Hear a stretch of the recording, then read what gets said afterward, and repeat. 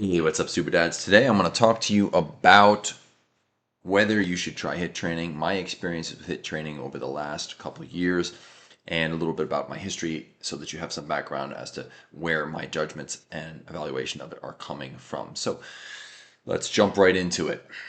Years of calisthenics is what I did before I got into really lifting weights, probably from the age of 25 until around 30. I was almost solely a calisthenics exerciser. We had a calisthenics group. We'd meet in the park, and there was a time when I could do 11 muscle ups in a row. Right, at 6'5", that's somewhat impressive, I would say. One arm pull ups, plyometric single arm push ups, all sorts of, there was I think one of the last calisthenics based workouts that I did was 50 single arm push-ups on each arm and 100 pistols on each leg, pistol squats. So I was pretty deep into the calisthenics world for many years.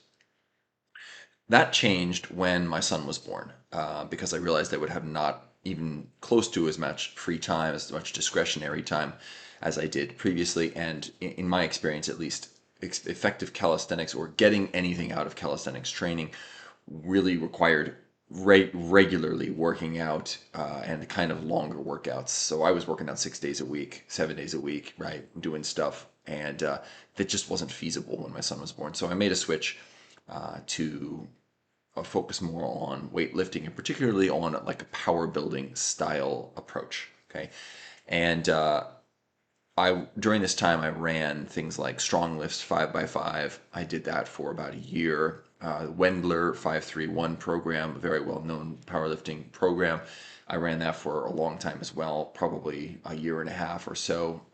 I worked in Olympic lifting, doing your snatches and your cleans and all that kind of stuff with a coach, with a group of athletes who were doing that kind of stuff.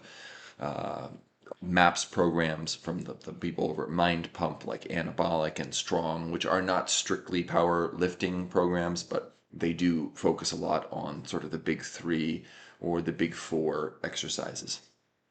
And so this was my power building stage, and it lasted quite a while, it lasted about 4 years. And so if we take a look at what the results of this were, you'll see, okay, we have age 37. This is after about 4 years of this style of training. Okay, I don't look that great. I look better when I was doing purely calisthenics. I had much lower body fat percentage when I was doing calisthenics. I will say I definitely added some muscle from doing this powerlifting focus, but calisthenics, uh, I think I was more aesthetic with calisthenics. Whether or not I was stronger, right? I was definitely more objectively strong when I was doing powerlifting, as in I could pick up heavier weights, but not relative to my own body weight, right? I couldn't do my single arm pull ups anymore. I couldn't do muscle ups anymore. Now, obviously, these are skill based movements as well, but let's say that there was definitely some trade offs in terms of strength here. Also, lots of low back pain, almost daily occurrence, and I had knee pain as well. This is really when I started getting joint pain. Now, that might happen, might be a part of it, might be age, but definitely the training played into it. And I was spending about 5 hours a week exercising, right? Something like, 3, 4 hour and a half sessions, something like that. No sessions were less than an hour, and I was doing probably at least four of those a week, right? And then there are also things like the mobility sessions and things that I needed to do to keep up or try to prevent further joint deterioration from this kind of training. Okay, so this is the powerlifting stage. After that, the reason that I was doing powerlifting, that's what I chose, is because I thought that it would help with performance, right? I was basically a martial artist, and I was doing training on the side, this kind of training to support that. That's where my mindset was at. And I thought, okay, building power, building strength would help with that. It did. It did in some ways. It definitely made me stronger, but it also made me less mobile. It made me less flexible, less quick, I would say, with a lot of the things that I was not as quick as I was when I was doing purely calisthenics. Okay, so again, trade-offs there. Now, I switched to bodybuilding right around the time when COVID arrived, and basically I couldn't train martial arts anymore. And so I thought, all right, well, maybe it's time to give something else a try.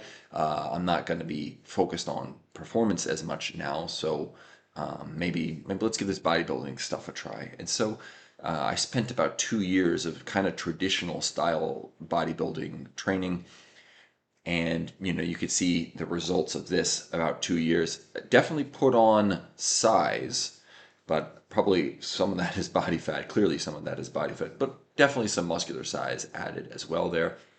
And during this time I was running things like Ryan Humiston program. I ran for about a half a year, and then Jeff Nippert's power building program, again for about a half a year, that kind of thing. Okay. I did, however, suffer from frequent lower back pain, not quite as much as when I was doing powerlifting, but I had lost, at this point, I lost some function in my hip. Like I wasn't able to kick anymore for the first time in my life, and I was always known as a very capable kicker. Occasional but persistent shoulder pain. So when the shoulder pain would kick up, it would really stick around for a long time, and that was largely due to the high volume of work, just overuse injury really. And we're looking at about 4 to 6 hours per week of exercising here, right? The Ryan Humiston program is, I think, 6 days a week, and it's about an hour each time. Jeff Nippert is either 4 or 6 workouts a week, and each one of those is an hour each time. So I wasn't doing whole lot of mobility stuff at this point, so you don't have to factor that in. But the workouts themselves took a ton of time, just because of the high number of sets and reps and all that kind of stuff. Okay, I moved house and I got sort of a little bit better gym set up at home, and I also was exposed to some HIIT educators, high intensity training educators online, and that's when I switched over to HIIT. And so this is a picture of me about 4 months after I began training in a high intensity style. Now, I've definitely lost quite a bit of body fat, and it might seem as though I lost some size off my chest. I think some of that is lighting. I doubt I lost much size off my chest, based on measurements and things. My arms seem to have actually gotten a little bit bigger, but I'm definitely tighter, and I don't have any joint pain after just 4 months of HIIT. I've gotten rid of all the pain in my hips, my knees, my shoulder. I can kick again, and I have occasional lower back pain, uh, occasionally, but it's not nearly as frequent, and it goes away much quicker. And at this point, I'm exercising less than 90 minutes per week. And I'm doing stuff like, basically one set to failure, maybe two if I'm working with dumbbells or something like that. Focusing on largely big movements, so like something like a leg movement, a pressing movement, a pulling movement, and then something for my biceps and triceps, maybe something like that, and largely full body workouts at this point. Okay, so I keep this up, and then this is about 2 years after starting HIIT. This is where I'm at right around now. So age 42, and I have no joint pain at this point. Low back pain only resurfaces when I'm neglecting the strengthening exercises, particularly things like Jefferson curls. When I haven't done those for 2 weeks or so, my low back pain sort of flares up. But if I get back on them, it goes away. Still exercising less than 90 minutes a week. And at this point, I am tend to do more splits. So I'll do a legs day, and then I'll do like a push day or a pull day, or maybe it's an upper day, right? I also have days where I do only isometric work, and there are also some days where I do a split that's something like shoulders and back, or chest and arms, right? That I learned from Naturally Intense and Kevin Richardson, who's a high intensity advocate. And so you can see the change in my physique here. This is 2 years after starting HIIT. Clearly much leaner than I was during the bodybuilding phase, and with extra muscle. I've put on several centimeters around my chest. My back has gotten much larger. My arms are definitely larger. My shoulders also appear larger. And all of that, definitely more of a V taper sort of look going on there.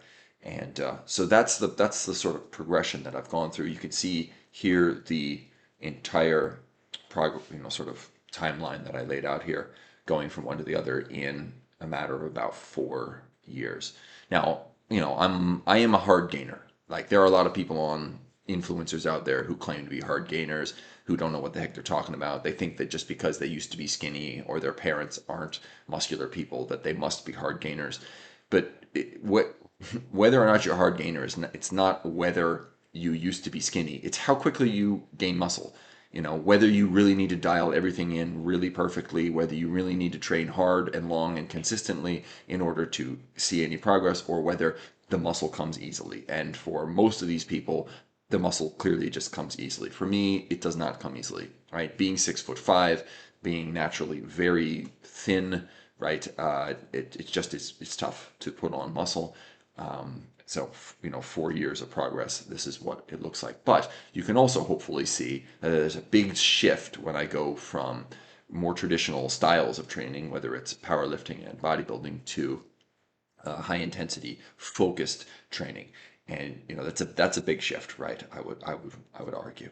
Okay, so for anyone out there who is considering whether or not to do high intensity training, I will say this. It absolutely has worked for me. I don't think I'll ever go back to another style of training, basically because of the lack of joint pain, which is huge as you get older. You don't want to keep, incurring injuries and things like that, and because of the time that it saves.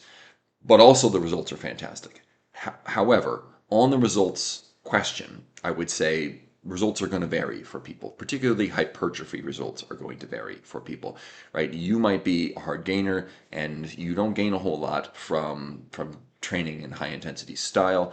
If that's true, you probably won't gain a whole lot from training in a high volume style either. You might just be that kind of person. Maybe that's not the case, and if that's the case, you're going to have to weigh the trade-offs for yourself. Is it worth it? But what I will say is that for almost everybody that I've seen from comments, clients, and certainly my own experience, is that high intensity training will get you stronger because that's not really genetically dependent. Your body, everybody's body has the capacity to get stronger than it currently is, unless you are, at your genetic limit for strength, which I doubt anybody actually is. So we all have that capacity, and it's not quite as genetically dependent as your hypertrophy would be, your hypertrophy results, that is. It will also, for most people, get you leaner. Now, I don't exactly know the mechanism behind this. It seems counterintuitive, but I've heard from a ton of people, whether they're clients, whether they're comments, and whether they're me. Now, anecdotal, yes, but it's still evidence, it's still data points that high intensity training keeps them leaner. They have more trouble putting on fat. It keeps them leaner.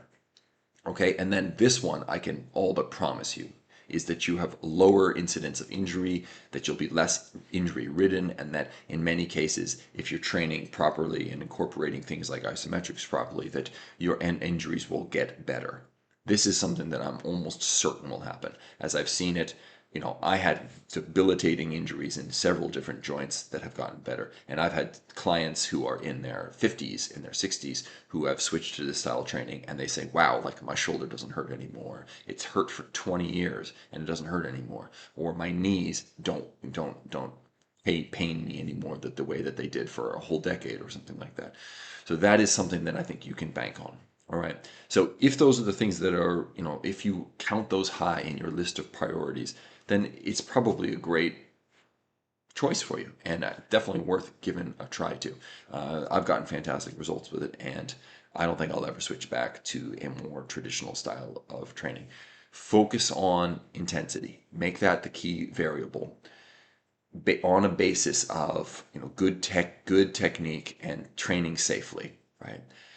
Have that in place first, and then focus on intensity, and really whatever you can do to make the workout harder, more demanding on you is probably a good thing to do. As you do that, you will find that you can do less. You can only do half as much as you used to when you were training at much lower intensities, and that's fine, right? You'll save a ton of time, and hopefully you'll get great results like I have. Okay, thanks so much for watching. If you're interested in home-based high intensity style training, that's a pretty unique programming style or workout methodology, you can check out the programs below. There's also a Facebook group. The link is there as well. And yeah, I really appreciate you checking out this video. And for everyone who comments and likes and shares and all that kind of stuff, thank you so much. I really do appreciate it. Okay. Have a great day. Thanks for your attention, everyone.